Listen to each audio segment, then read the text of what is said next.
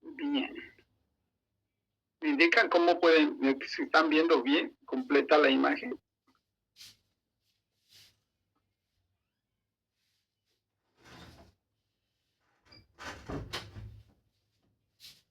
¿Hay cambio? ¿No hay cambio de diapositiva? No, doctor, ahorita está en el título de Ingeniería Genética, doctor. Lo cambió, ¿no? O sí, a ver, ahora. ¿Ahora cambió?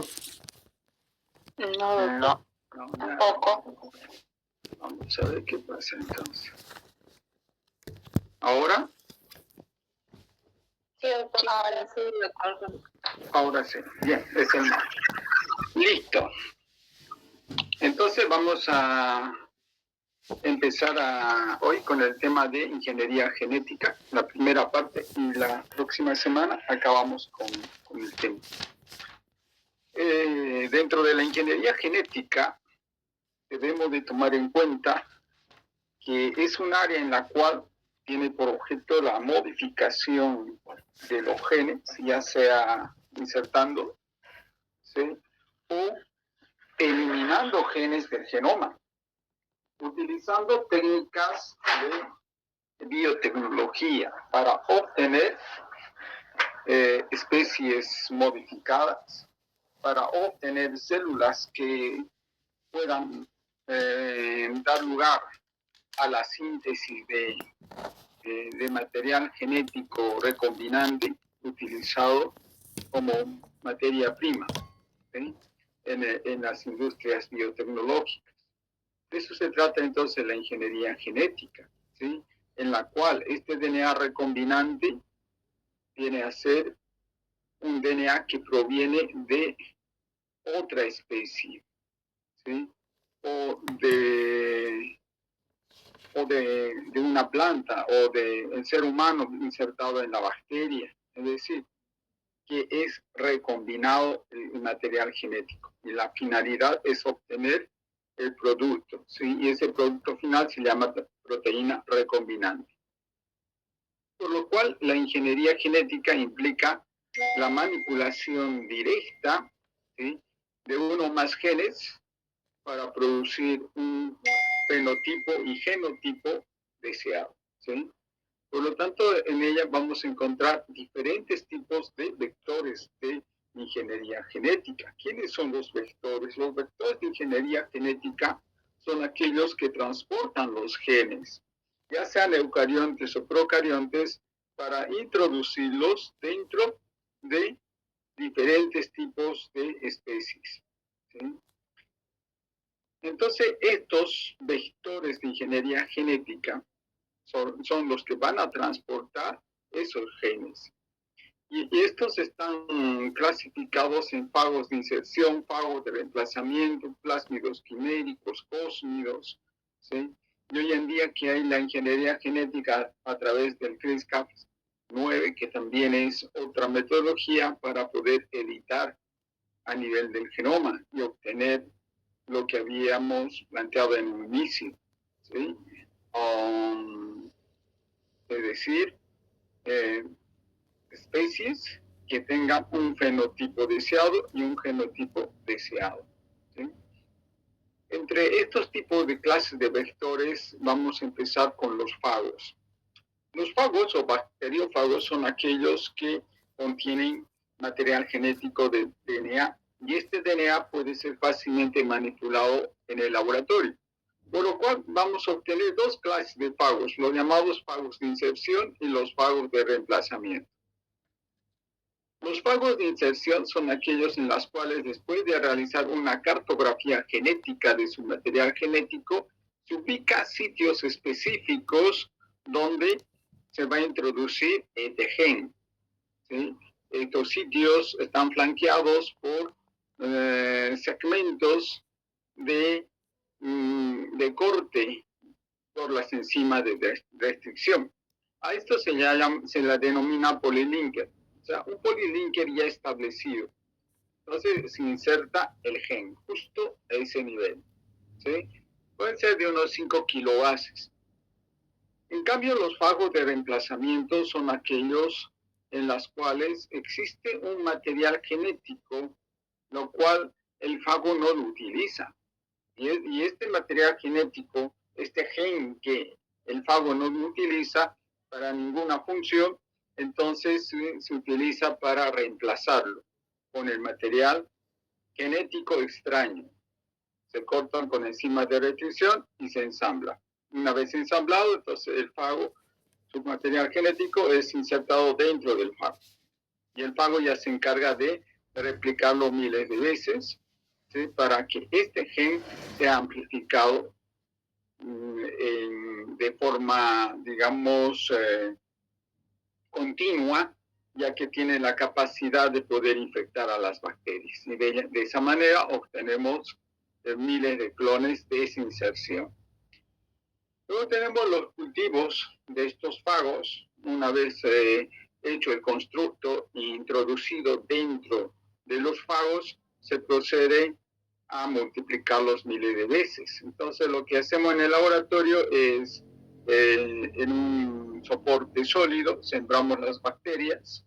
Una vez sembradas las bacterias, colocamos a los fagos y los fagos empiezan a infectar a las bacterias. Entonces infectan las bacterias y el conjunto de fagos que vemos en esta diapositiva, estos redondos oscuros, se denominan calvas. Entonces estas calvas ya contienen los clones, ¿sí? Los cuales en el constructo se realizó, para luego extraer ese material genético e introducirlo dentro de las bacterias. Entonces, son pasos, procedimientos que se van realizando para obtener organismos modificados genéticamente. Otro material genético que se utiliza para realizar constructos son los plásmidos. En el laboratorio nosotros vamos a obtener plásmidos de las bacterias. En estos laboratorios también las obtienen estos plásmidos. Una vez obtenido el plásmido, lo que se hace es realizar una cartografía, de identificar qué enzimas portan, a qué nivel, qué genes tiene, encontrar el sitio ORIC de replicación, la cual no se debe alterar. Entonces, una vez extraído ese DNA, se realiza todo este proceso de estudio de ese plásmido. Una vez estudiado el plásmido en su integridad, se encuentran los polilinkers para luego introducir el material genético extraño, ¿sí? Y cuando ingresa este material genético extraño dentro del plásmido, se denomina plásmido quimérico, ¿sí? Por tanto, estos plásmidos quiméricos van a llevar, ¿sí?, en su estructura ese material genético extraño. ¿Qué contiene estos plásmidos quiméricos? ¿Sí? Son de doble DNA, de cadena doble cerrada, ¿sí? Esta es la simbología que tiene un plásmido quimérico, ¿sí? Contiene el polilinker, que vendría a ser esto, es decir, los sitios donde las enzimas de restricción van a cortar. Tienen genes de replicación y, lo más importante, genes marcadores. Estos genes marcadores nos van a identificar si efectivamente está o no está el gen que se le ha insertado. Entonces estos genes marcadores nos determinan. En el laboratorio es una guía para saber cuál de las colonias tienen los plásmidos transformados, ¿sí? Y está justo en el polilinker, ¿sí? Ahí ese nivel se coloca estos genes marcadores. Y genes de resistencia a los antibióticos para que bacterias que no tengan el constructo, el antibiótico pueda destruirlos y no puedan multiplicarse. Y solamente quedan aquellas bacterias que son resistentes, ¿sí? Y que van a tener el constructo que se hizo en el laboratorio. Estos plásmidos quiméricos pueden ser de dos formas. Unas que son de clonación y otras que son vectores de expresión. Es decir, que tenemos dos alternativas. Una de ellas es la de clonación, cuando queremos obtener el gen miles de veces su copia, para luego utilizarlo en otros estudios. Y los vectores de expresión son aquellos genes en los cuales se les va a adicionar secuencias de promotores activos para que estos puedan dar lugar a la síntesis de la proteína recombinante ya en el laboratorio. Entonces, estas dos formas de construcción de los plásmidos quiméricos, el investigador la decide, ¿sí? En función de la técnica o del objetivo que tengan en el laboratorio. Estos plásmidos quiméricos, entonces, si se va a ir por la vía de la expresión o de la clonación, debemos de cortar el material genético, ya sea eucarionte o procarionte. En este caso estamos con un DNA eucarionte. Se corta con enzimas de restricción, las mismas que se van a utilizar en el plásmido quimérico, donde elegimos en el polilinker. ¿Sí? En el polilinker están las enzimas. Estas enzimas elegimos aquí y cortamos aquí. Estos cortes pueden ser cortes cohesivos o cortes rombos. En los trabajos que realizaron en la construcción de plásmidos quiméricos aconsejan el corte cohesivo, ¿sí? Debido a que hay una mayor eficacia y un número de, ya sea de clonación o de vectores de expresión, es mayor. Entonces, lo que se hace en el laboratorio es utilizar estas enzimas de restricción. Una vez obtenido el fragmento de gen de interés, se introduce justo donde se encuentra el gen marcador. Una vez introducido, reproducimos en el laboratorio, hacemos el monitoreo de bacterias para luego obtener el plásmido quimérico y obtener los clones, o en su defecto, obtener los plásmidos quiméricos e introducirlos dentro de las células competentes. ¿Sí? Estos marcadores de selección son de importancia, ¿sí? Ya que estos marcadores nos van a determinar si están o no están las bacterias clonadas o con el plásmido de expresión. Existen marcadores que son fluorescentes, ¿sí? Y marcadores que son observados a través de un colorante, como es el reactivo XGAL. ¿Sí? ¿En qué consiste estos marcadores? Estos marcadores son genes, ¿sí? Que codifican una determinada enzima. Esta enzima se combina con el gen XGAL, ¿sí? Si está intacto el gen, no ha sufrido ninguna ruptura en su secuencia, entonces da un color azul, ¿sí? Entonces se ve un color azul.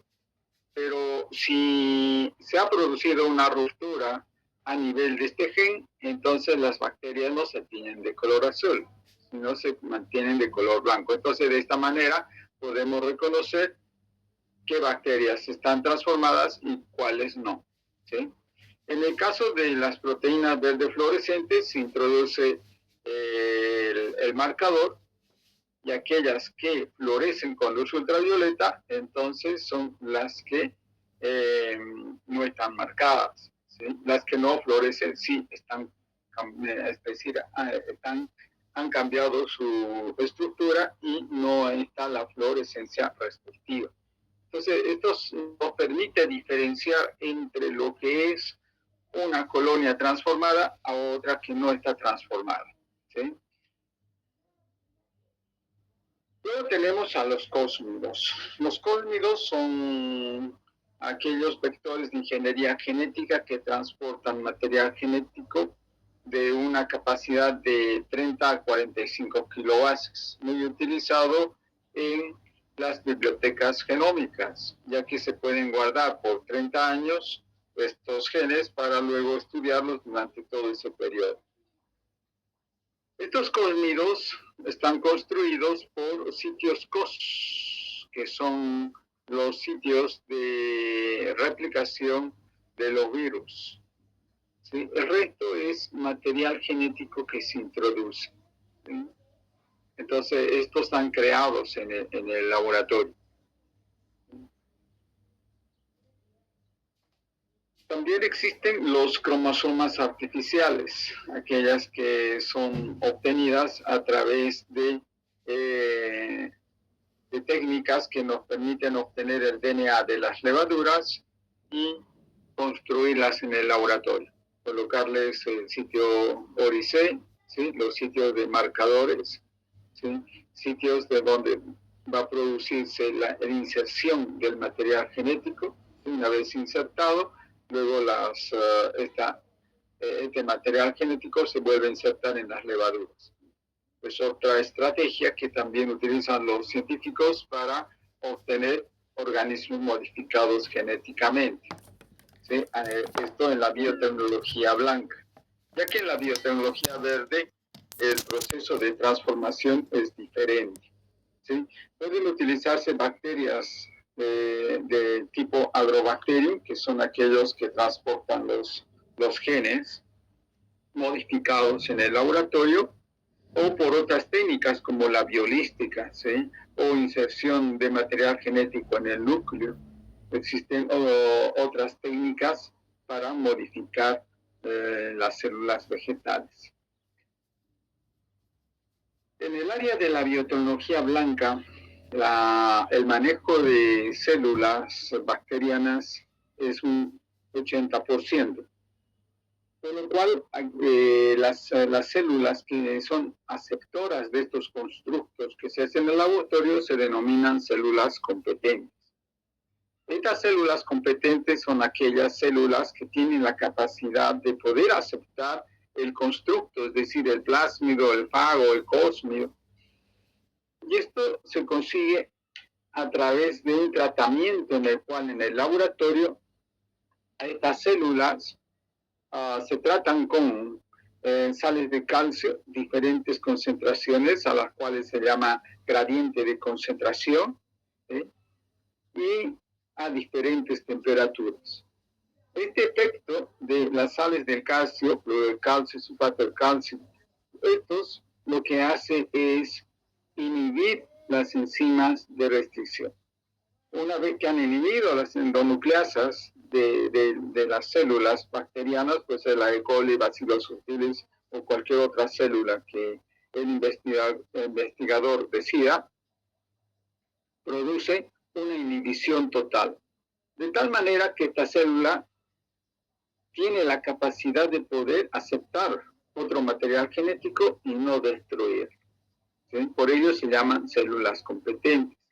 Existen dos métodos a los cuales se puede introducir el constructo en estas células competentes. Uno que es el shock térmico y la otra que es la electroporación. ¿Sí? El shock térmico viene a ser un tratamiento en las bacterias, ¿sí? De tal manera que el constructo tiene que ingresar dentro de ello. ¿Sí? Y para que se realice esto es necesario proceder a un cambio de temperatura, ¿sí? Es decir, un choque térmico, de frío a caliente. Y cuando es de frío a caliente, lo que se produce a nivel celular es el aumento del diámetro del poro. Y al aumentar el diámetro del poro, entonces el constructo fácilmente puede ingresar, ¿sí? Por lo cual deberá de incubarse en frío, luego hacerse en calor y recuperación en frío. Entonces, en el shock térmico se produce estos tres componentes: incubación en frío, choque de calor y recuperación en frío. Es decir, que sometemos a 37 grados centígrados y en cuestiones de segundo, 4 grados centígrados. Y así varias veces, hasta que logremos que el material que está en la parte acuosa del constructo que se encuentra ahí puede ingresar dentro de la célula competente. ¿Sí? Luego tenemos el otro método que vendría a ser la electroporación. Este método tiene el mismo fundamento que el shock térmico: aumentar el diámetro de los poros de la membrana celular. Pero esta vez ya no lo hacen por un shock térmico, sino por una descarga eléctrica. ¿Sí? Entonces existen equipos en los cuales se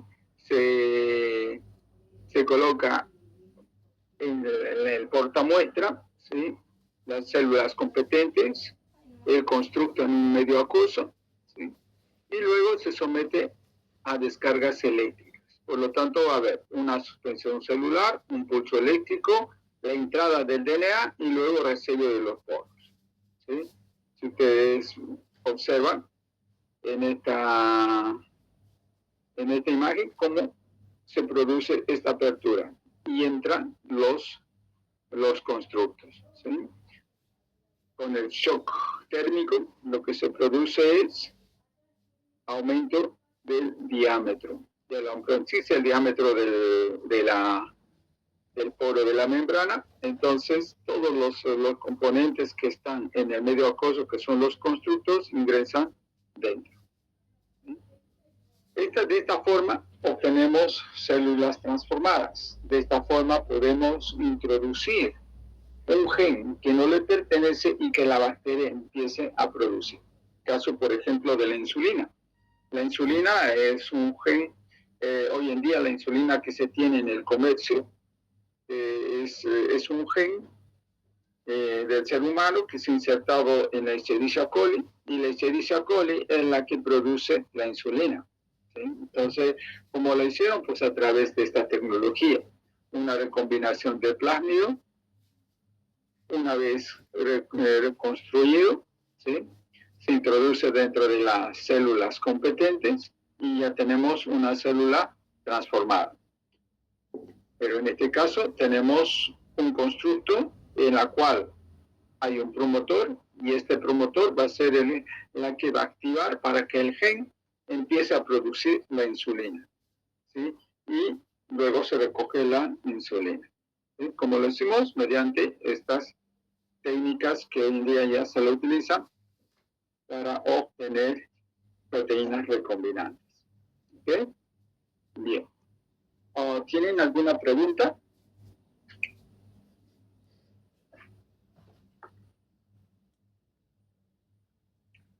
Bien. Si no hay ninguna pregunta, aquí acaba nuestra clase y ya el día jueves nos estaremos viendo en el laboratorio para continuar con nuestras prácticas de extracción del DNA plasmídico. ¿Bien? Bueno, pues,